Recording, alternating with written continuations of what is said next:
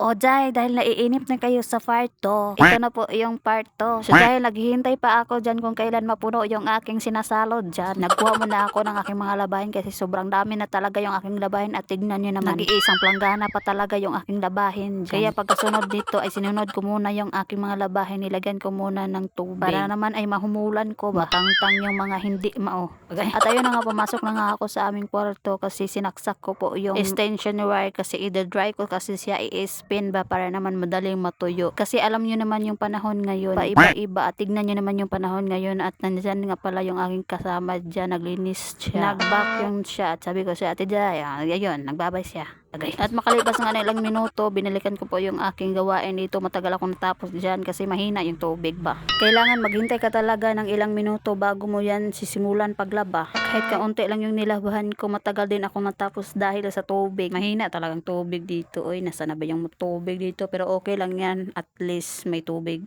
Okay. At ayun na nga, sinaksak ko nga pala yung washing para naman makapagsimula na po ako sa aking gawain. Ito nga pala lahat yung aking i-spin. Hindi ko na isasali yung aking sanina, no? Ano ako, sinuswerte. Okay. Nakabidyo talaga ako dito, no? Kasi wala yung aking amo. Kasi hindi talaga ako makapag-video kapag naglalaba ako sa sanina niya kasi nahihiya ako ba. Hindi man tayo bagagnaw. Medyo nipis-nipis lang naman yung aking mukha. Sus, may panipis-nipis ka paninin. Okay. Sabi bitaw ninyo, no? Nauubusan na talaga ako sa aking sasabihin ngayon. Kasi sa dami-dami kong ini-edit ngayon ay nalilimutan ko na yung aking sasabihin dito. Kasi napunta na sa ibang video ko yung aking boses, yung aking mga sasabihin dito. Pagkatapos nitong aking binu-voice over ngayon, may isa pa naman or dalawang video yung aking i-voice over. Kasi nga, kagaya ng sabi ko sa inyo, tinatamad na naman mag-voice over si Ninin. Gawa ng video pero hindi naman i-edit. Kasi tinatapulan na. Okay. At ayun na nga, makalipas nga ng ilang minuto, kinuha ko na po yung aking mga labahin, no? Kasi tapos na. Anong sa tingin nyo dyan? Nagtuyok pa? Okay.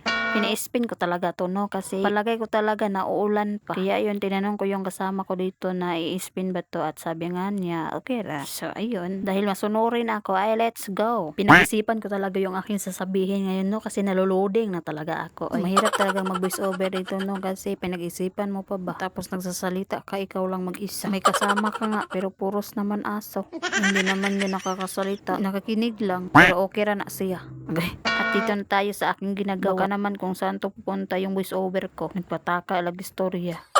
At ayun na nga, sinampay ko na nga dyan. Maliit na lang naman yung aking labahin ngayon. Tapos yung akin, hindi ko nakukuha ng video, no? Kasi baka naman, ma-over na yung aking cellphone, hindi na tumuanda na wala ba ko'y kwarta ikapalit na po. Yung isang cellphone ko ay gatukar-tukar na. Makaingon na lagi ka nga, may pagmuhilak. Ang charis. Dito nga banda ay lumakas yung hangin at ito nga yung aso ay napa-out na. Kasi sobrang lakas talaga yung hangin at tignan nyo naman yung mga itsura ng aking mga alaga dito. May mga salibo-salibo na dito sa aking banda, yung cellphone ko ay nabasa na medyo. Pero hanggang dito na lang. Thank you for watching. Bye bye.